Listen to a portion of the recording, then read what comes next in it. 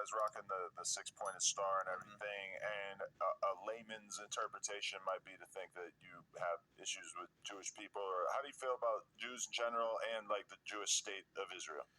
Jews in general, or the Jewish man, we look at him as the imposter. He's not the original Jewish man.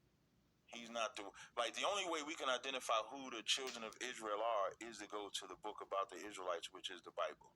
So if you go to the Bible, they don't match the people of the book. The Jewish state became a Jewish state in 1947 after World War II, and they just divided Palestine, which is why they're at war right now. They just divided Palestine and by force created an Israeli state. But that's not their land.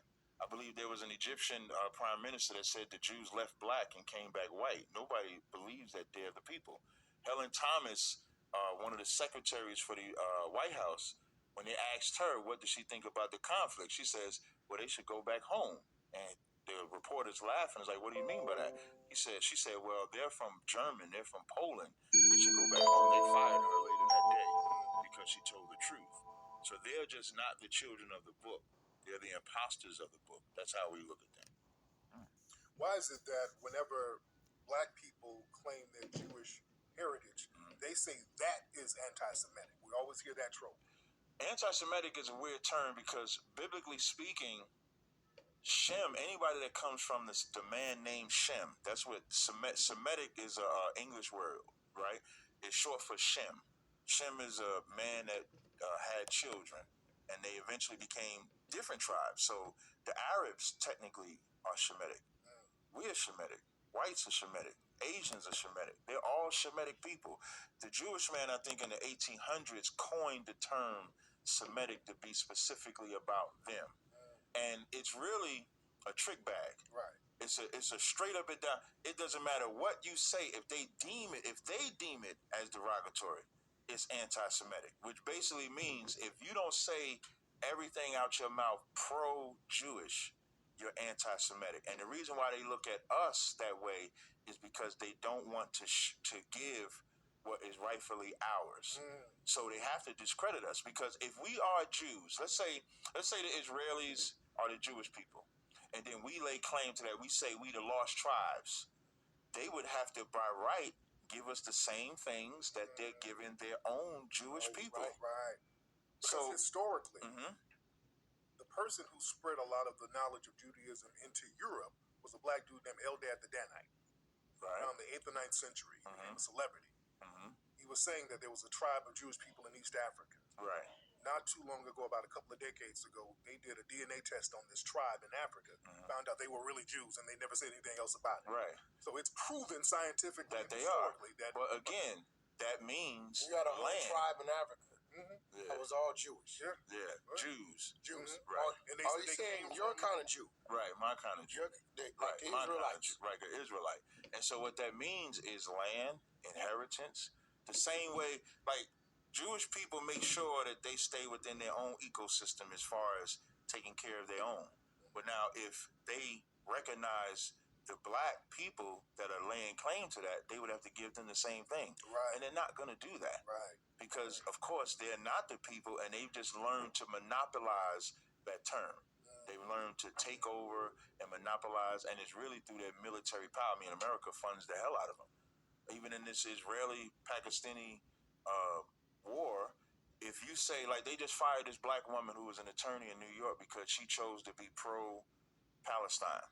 Now, I'm not pro neither, and I pray no black person makes really an opinion. This is their war. This has nothing to do with us. I don't know if y'all heard what Amari Stoudemire said. Did you hear what What he said? Amari Stoudemire said. Oh, I did hear what he said. Yeah. When he said, fuck you, the black people that don't support the Israeli people. Well, that's what you just asked. Yeah, Amari Stoudemire made a video where he said, if you black and don't support the Israelis, fuck you. That's exactly how he said it. Right. And what's weird about that is he Israelite? He's a Jewish type of Israelite, though. Like, he's like over there, like he wear the black hat and, dress and act just like them. The weird part about the Israeli-Palestine thing is that in war, there's innocence on both sides. When you blowing stuff up, you're not blowing up Hamas. You're blowing up the civilians that have nothing to do with the war. when you do anything to the Israelis, you're not blowing up the enemies. That's like hitting my neighborhood right. and thinking everybody power ropes. Exactly.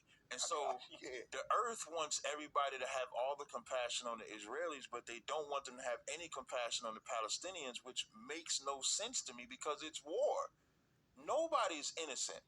You can't divide a land in half, displace the people that was in there, implant the Israeli people in there, and then expect them to lay down.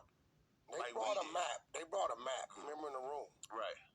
And they were showing how much of this used to be Palestine, right, versus how much is just Israel. They've taken the land. And the Palestinians, they were reduced to this little dot over here, right? Yeah. So when I first was hearing everything, I really wasn't paying any attention. It sounded like the Palestinians was doing all the stuff to people from Israel. Right. Until I went on Clubhouse, and actually, I went to Blue Moon. And the owner of Blue Moon, he's Palestinian. And he said, man, your friend, speaking on the wrong side. And I'm like, what are you talking about? And he started showing me all this stuff. And some dude named Sean King. Tariq's got a lot to say about that. I don't know. I'm cool with Sean King. You cool with Sean King? I'm cool. So when I go to Sean King's page, right, he's showing what I'm seeing there. Wait, we're giving him white. Say he's white. I don't know. He say he's black, but ain't no real proof of that, though, right? Whatever this dude is, everything that I thought it was to be, right? He's showing it was the opposite. So then I started asking questions. So then they like, well, they're controlling the media, they're feeding the media, that is this, that is that, that is this, or is that.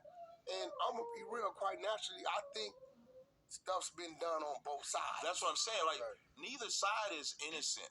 It's a war.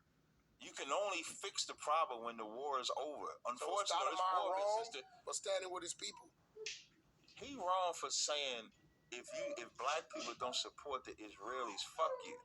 Like, we just supposed to blindly support the Israelis no matter what. That's like me telling y'all to just support me. Y'all don't know me. Right. If you don't know me and I tell y'all to support me and fuck you if you don't, your first instinct is to say, I'm not supporting you because you're putting me in a either ride or leave position instead of telling me why. There's this desperate attempt to drag us black people into that conflict. Right. We ain't got nothing to do with none of it, to be honest. And who fights in our conflict? Right. Because the black people who are saying something, you got a lot of black people getting fired. Right. Whatever side that lawyer, that was a $250,000 job she lost just because she expressed an opinion that was more on the Palestinian side than the Israeli side. Right. A sister who's a professor at a university, she said, hey, I support Palestine. Oop, you anti-Semitic. She lost her job. So black folks need to stay out of this bullshit. As far as I'm concerned. Stay out of it or fight to have freedom of speech? That's a good point. That's a good point.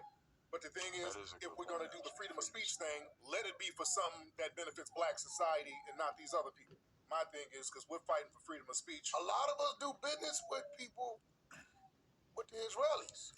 But that's the realization that a lot of the white, left-leaning, liberal people in America had, is that they went all in on BLM, and now they're realizing that a lot of those people from BLM are not so friendly to your Jewish roots as you might have expected. We just hit 600,000 subscribers on the Clips channel right here. I'm trying to get to 700.